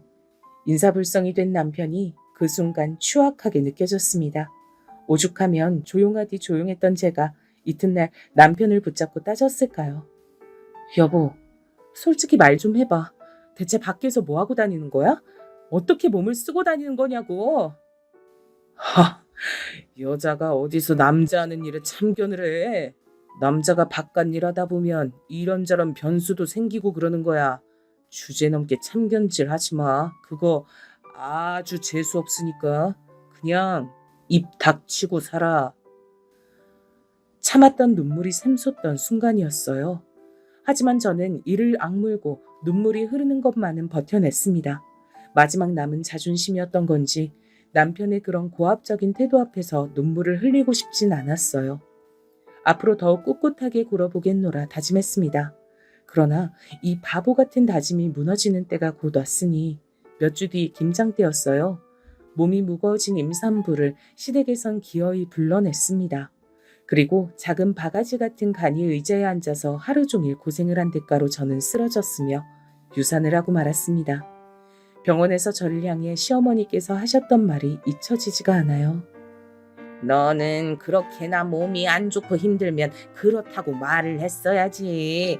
왜 이런 미련 곰탱이처럼 굴어서 불쌍한 우리 집 앞 손주를 떠나보내? 학교 다닐 때 제가 얌전하고 글쓰기를 좋아한다는 이유로 저를 괴롭혔던 애들이 있었죠. 나중에 선생님께 그 행각이 걸렸을 때 그 애들이 내놓은 변명이 저런 거였습니다. 제가 하지 말라고 외쳤다면 자기들도 저를 안 괴롭혔을 거래요. 제가 하지 말란 소리를 안 했을까요? 했습니다. 그런데 안 들리는 척 걔들이 그렇게 굴었을 뿐이에요. 시어머니도 마찬가지셨죠. 저 몸이 안 좋아서요. 오늘은 너무 피곤해서요. 지금 너무 힘들어요. 이런 소리 매번 해봤자 돌아오는 것은 질책 가득한 눈빛이었어요. 고작 이런 것도 못 견뎌내서 우는 소리를 하는 거냐는 책망이었죠. 본인도 잘한 거 하나 없으면서 남편은 자기 가족들한테 모든 탓을 돌렸습니다. 자기가 저한테 사과하기 싫으니까 그렇게 군 거 전 알고 있었어요. 하지만 그렇게 해서 시댁과 멀어질 수 있다면 저로선 고마웠기에 그냥 가만히 있었던 겁니다. 뱃속의 생명을 잃고 나서야 시댁과 거리를 벌릴 수 있었네요. 너무나도 못난 엄마여서 떠나간 아기에게 미안했습니다. 죄책감이 말도 못했어요. 이렇게 힘들었을 때 친정에도 힘든 일이 있었어요. 제 친정 오빠 말이에요. 원체 몸이 안 좋은 사람이었는데 결혼한 뒤로 자기 처자식 위하겠다고 이를 악물고 일을 나가며 열심히 살다가 건강에 제대로 또 이상이 생기고 말았습니다. 병원 신세를 지게 됐어요. 새언니가 덕분에 고생을 그때 많이 하면서 살았죠. 친정 부모님께선 결국 그런 상황이 마음이 편하실 분들이 아니었기에 새언니에게 너무 미안해 하시면서 당신들께서 더욱 열심히 일을 하셨습니다. 그런 판국이었기 때문에 제가 겪은 유산의 전말을 저는 친정에 다 드러내 보일 수가 없었어요. 저는 애써 전 괜찮아요 라는 말을 했을 뿐입니다. 저까지 걱정거리를 얹어드리고 싶진 않았어요. 하지만 유산의 아픔, 그간 쌓여온 스트레스들로 인해 전 가만히 있어도 심장이 막 두근거리고 가끔 식은땀까지 나기 시작했죠. 그래도 친정 식구들에게 달려가서 저 힘들다고 부르짖을 수가 없었어요. 친정에 또 힘든 일이 생겼거든요. 친정 부모님께서 작게 가게를 얻어서 장사를 오래 하고 계신 참이었잖아요. 거기서 일이 터졌습니다. 이웃집 가게에서 위생을 심각하게 안 지키고 작정하고 탈세를 하고 이런 것들을 친정 부모님께서 알게 되신 거예요. 그 가게가 제대로 걸릴 일이 있었다고 합니다. 유통기한이 지난 것들을 쭉 사용 중이었는데 일손을 도와주러 온 그 가게의 친척이 실수로 저희 친정부모님 가게 뒤에다가 그것들을 적재해 놨고 그랬다간 걸린 것이었죠. 친정아버지께선 그런 걸 묵인하실 분이 못 되었습니다. 그 이웃 가게에서는 그냥 눈 감아 달라고 했으나 친정아버지께선 손님을 기만하면 안 된다, 시정하지 않으면 다 알리겠다고 응수를 하셨어요. 이웃 가게는 고집을 안 꺾고 버티다가 비양심적으로 장사를 한 게 정말로 소문이 다 나서 장사를 접고 나가야만 했습니다. 창피해서 주랭랑 친 거였죠. 거기까진 좋았는데 얼마 뒤 술에 만취한 그 이웃 가게 사장님이 저희 친정 부모님 가게에 와서는 난동을 부리셨습니다. 그러더니 불까지 질렀어요. 친정 아버지께서 황급히 대처를 하셔서 전소만은 막았으나 가게는 반절이 타버렸죠. 가해자 측은 뻔뻔하게 나오면서 보상해 줄 돈은 전혀 없다고 그랬습니다. 저희만 애꿎게 모든 걸 다 잃었죠. 손해가 막심해서 애써 마련했던 집을 그때 처분해야만 했고요. 가게의 건물주는 저희 친정 부모님을 매정하게 쫓아냈습니다. 너무 힘든 일이 연달아 터지니까 초상집이 따로 없었죠. 저는 몸과 마음이 너덜너덜해진 상태지만 가만히 있을 수가 없었어요. 동네의 빵집에서 판매 아르바이트를 구한다고 하길래 남편 몰래 그 일을 시작했습니다. 그걸로 한 달에 40만 원가량 벌었어요. 그걸 조금씩 모아뒀고요. 친정에 20만 원씩 용돈을 제가 따로 드렸습니다. 남편은 시댁에만 자기가 알아서 용돈을 드렸으니까요. 친정은 제가 챙겨야 했어요. 빠듯한 수중의 돈이라도 관리하며 지내고 있었는데 절 수상하게 여긴 남편 때문에 아르바이트를 들켰습니다. 왜 따로 돈을 벌어? 대체 무슨 사치를 부리고 싶어서? 내가 사치라니.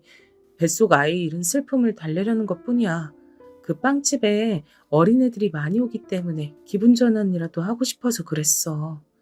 그딴 우울한 소리 좀 제발 집어쳐. 그리고 자빠질 시간 있음 우리 부모님한테 가서 아양이나 떨란 말이야. 아, 그때 제대로 느꼈죠. 제가 힘이 없으니 모든 것에 지고 살아야 하는구나 싶었어요. 그런 때에 친정 엄마께서 쓰러지셨습니다. 사실 여태까지 멀쩡히 버티셨던 게 용했어요. 너무 고생을 많이 하셨으니까요. 저는 친정엄마의 병문안을 갔다가 사무치는 서러움을 마주했습니다. 대체 이게 다 무슨 꼴인가 싶었어요. 그리고 친정아버지가 원망스러웠죠. 왜 이렇게 융통성 없이 사셔서 이 모양 이 꼴을 만드세요? 이렇게 되니까 좋으세요? 속이 시원하세요? 저는 답답해요. 매사에 답답한 제 자신이 너무 싫고요.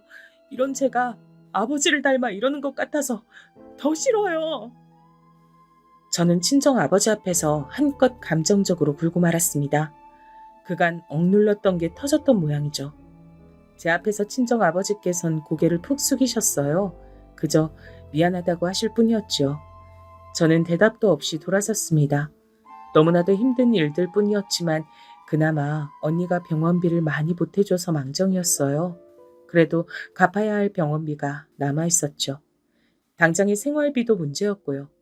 한숨을 몰아쉬던 저는 자기가 든든한 거래처 하나 덕분에 유유자적하게 마음이 놓인다고 자랑이나 해대는 남편을 바라봤습니다. 저렇게 자랑질을 할 정도라면 좀 도와주지 않을까 싶어서요. 친정 얘기를 조심스레 꺼내봤죠. 도와달라 그랬어요. 하지만 남편이 코웃음을 쳤습니다. 아니, 절대 안 돼. 이유가 뭔지 알아? 그럴 때 한 번 도와주면 끝이 없거든. 도움 없이 호되게 당해봐야 정신을 차리는 부류가 있어. 바로 장인어른 같으신 분이지. 하여간 답답하신 양반.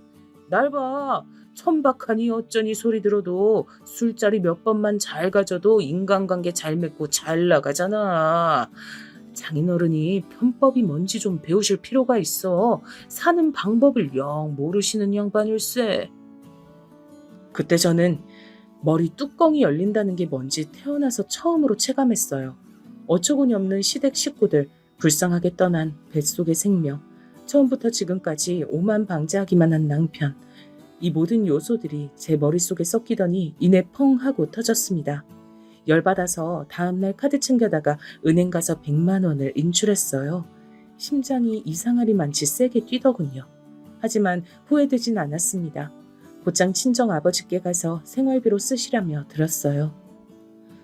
자식이 일할 때 100만 원도 못 내놓으면 말이 안 되는 것 같아서요.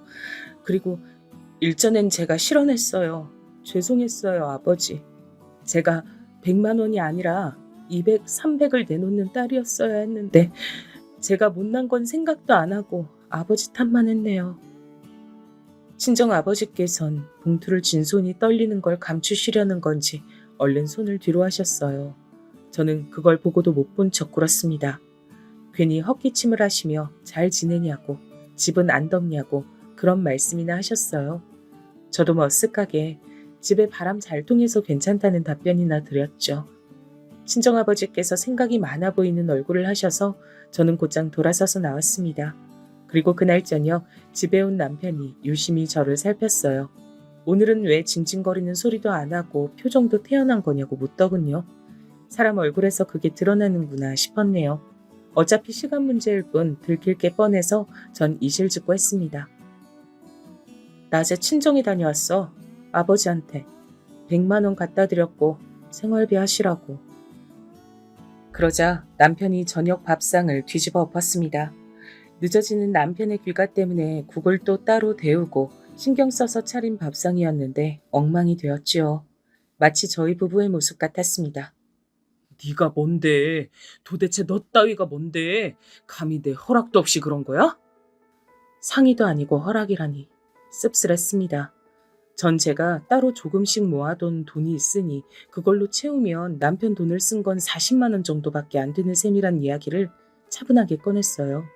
그리고 어떻게 자기 처가에 100만 원도 못 주냐면서 남편을 향해 사람이 너무한다는 얘기도 해버렸습니다.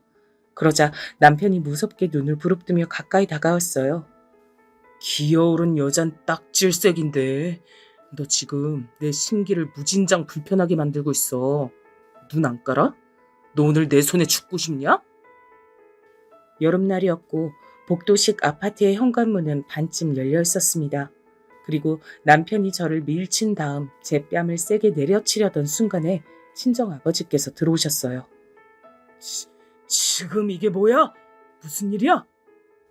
저는 친정 아버지의 등장에 깜짝 놀랐다가 그 손에 들린 수박을 보고 눈시울이 시큰해졌습니다.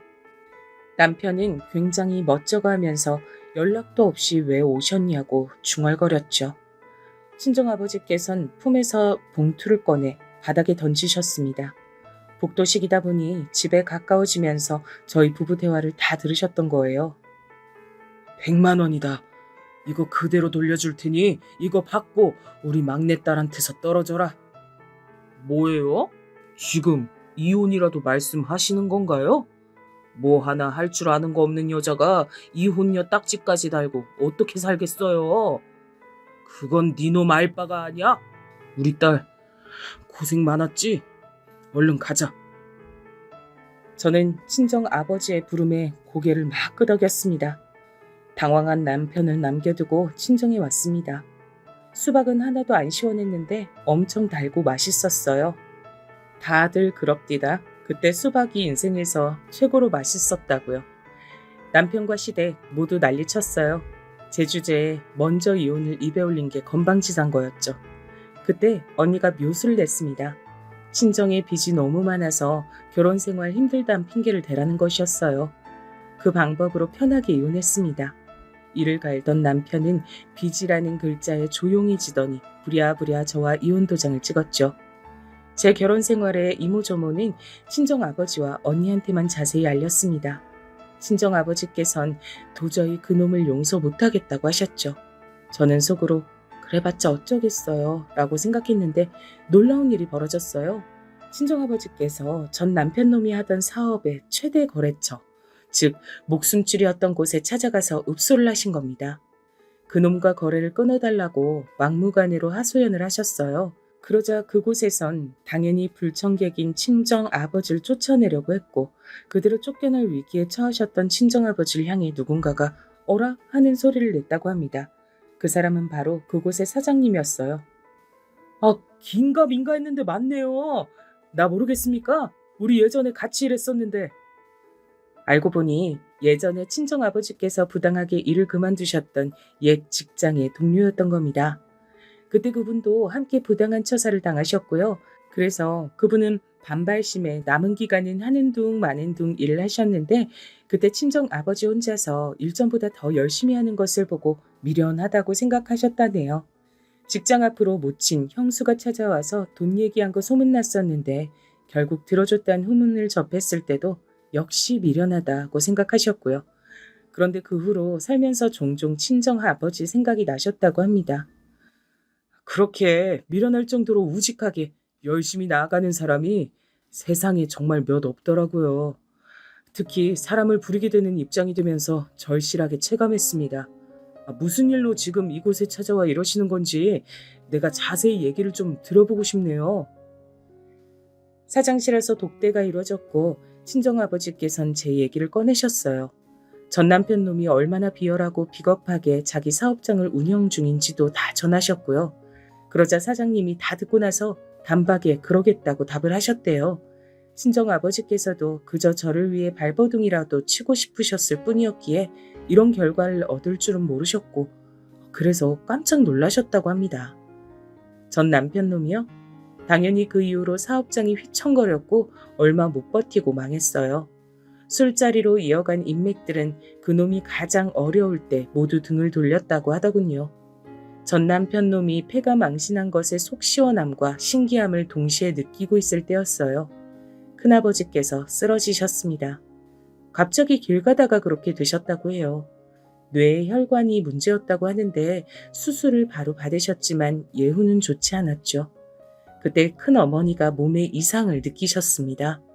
큰아버지 일로 스트레스를 너무 많이 받으셔서 그런 건가 싶었는데 검사 받아보니 놀랍게도 암이었던 거예요. 천벌을 받은 거라고 큰아버지, 큰어머니 사시는 동네에 소문이 쫙 돌았죠.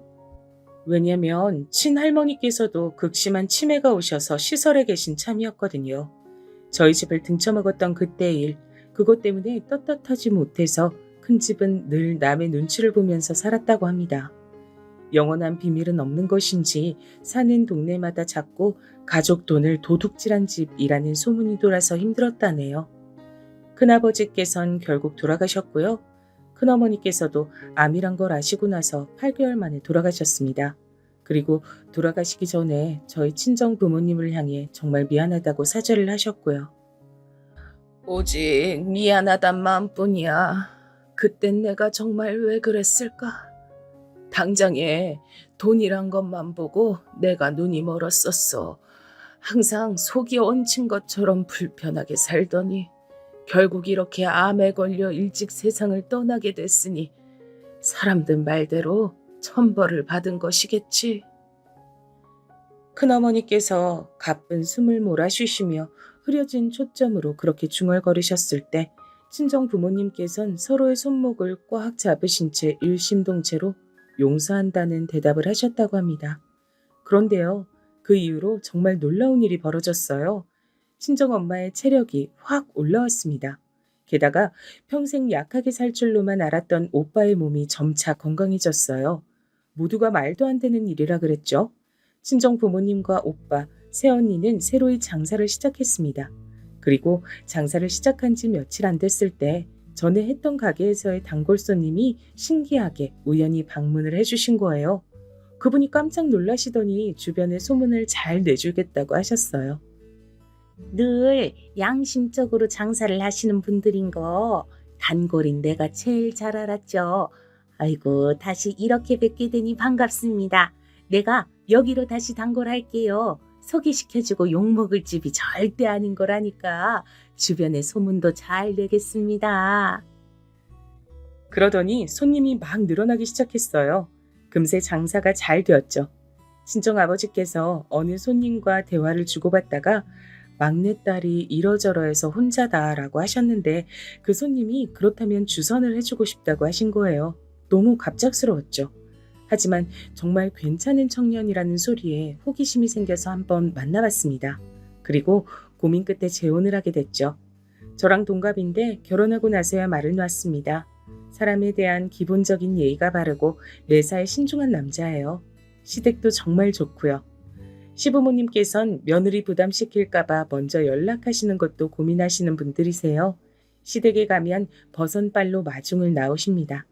처음부터 그러셨고 세월이 많이 흐른 지금까지도 그러시네요.